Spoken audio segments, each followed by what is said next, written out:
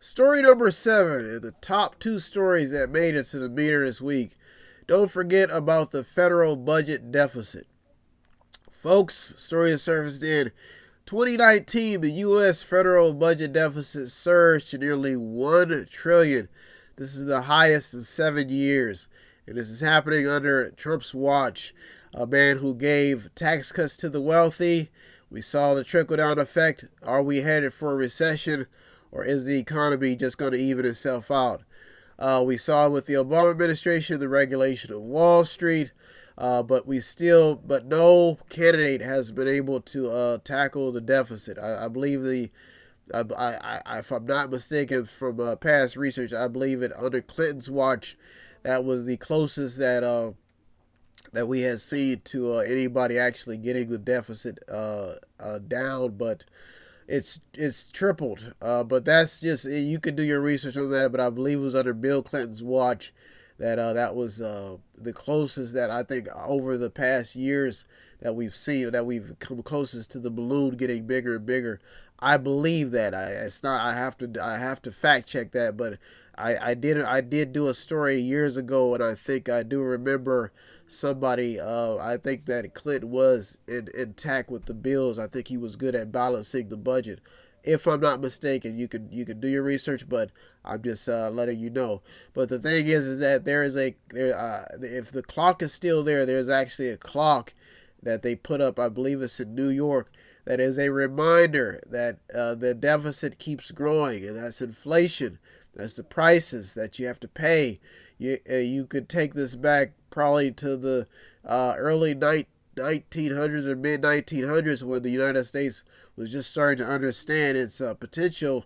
You probably will see maybe a can of pop or a can of, or something healthy may have only been about 5 cents or so. Now it's up to $1.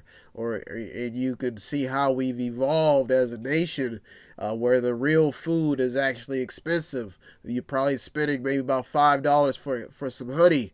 These are all tricks that happen in economics, where you go and you live poor. You wonder why the gas prices are cheap, but you go into another neighborhood, they're like $2.69 a gallon. Folks, this is a real deal story. It's happening in real time. Much of it will play with your imagination, your mind, to get you to understand how economics works. Most of economics is a mind game that plays off the behavior of human beings. Story number 7 is at the top, is in the top 2, because it will not go away. Somebody has to tackle the deficit. Somebody has to balance the budget. And when you see this president making cuts, giving tax cuts, trying to please his base, trying to get the economy in high gear, it gets people afraid of bubbles, watching the radars, seeing what's happening within the economies, and people are afraid to even talk about recessions or depression. That's scary talk, because we don't want to see that. We want to see the government's paying its bills. What amazes me about this administration is that a lot of its actions are very out there, and it's like right up front. You go into places like Syria and you say, pull out the troops, but to protect the oil field. These are things that some people who have a lot of sympathy, a lot of emotions, are very sympathetic about, and they don't want to see this happen. But the fact is that even when you look at fossil fuels, how this country runs off, many countries run off fossil fuels, but people are talking about green energy. You need. Each business is very, very dirty. Some businesses, but you need these things. You can even look at the trade policies with China and how these countries are battling it out, saying that there has to be trade wars. I think when you look at globalism and all of its form and all of its reality, is that every country needs other countries.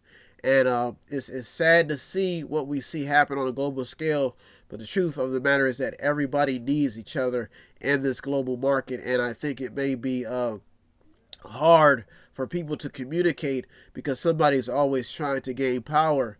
But when you look at the deficit, somebody has to pay these bills, and it keeps ballooning out of. I mean, it's ballooning, and so that's why story number 7 crept its way into the top 8, and that's why it has the potential to be a top discussion because it won't go anywhere. When you see a story like this, it brings you back to reality to let you know that you may be celebrating one day, but the reality is that somebody has to pay up. There has to be jobs. There has to be the Fed has to lower interest rates somehow to balance things out. But on top of that, they also have to bring in revenue for the government. And even with the education crisis, Bessie DeVos, the stuff that she's going through with the ballooning student loan debt. The people who probably could have imagined this years ago would probably point the finger and say, "I told you so. I told you this was going to happen." You can't keep printing out money and expecting the citizens to not understand what's happening. This is a real deal story, and there's talk on all aisles about how to tackle this, how to stop this, but it's a real story, and that's why I crept its way into the top 8. I don't see anybody talking about you see all this political theater going on in Washington, but this is a real issue. If somebody does not get a handle on this country's spending, it could get out of hand, and if you thought it was bad today, it could get even worse for 20 years down the line. I say you heed the warnings, you figure out what's happening, and you tackle this now, and you see which candidate is talking about it. Less spending, more money into the pockets of Americans, getting this government spending under control. That's why story number 7 made us its top 8.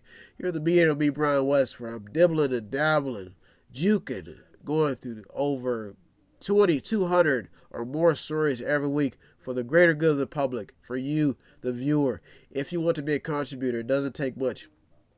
METHOD, the number 8, INC.com, Method8.com, where you can buy something, click on something, watch something, read something, or to sponsor a program.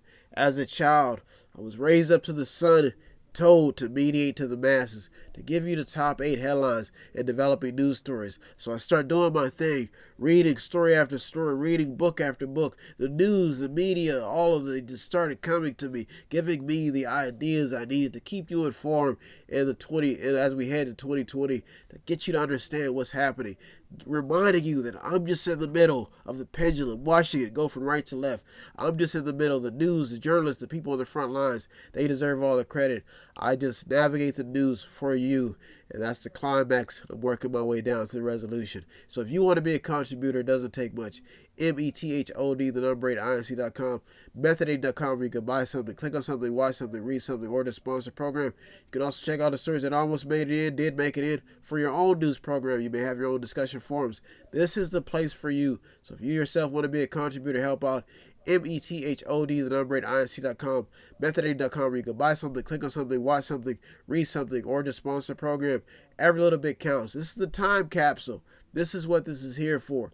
Giving you what you need, what's good for you, your daily dose of vitamin news. So if you want to be a contributor, don't forget, METHOD, the number 8, INC.com, Method8Inc.com, where you can buy something, click on something, watch something, read something, or to sponsor a program.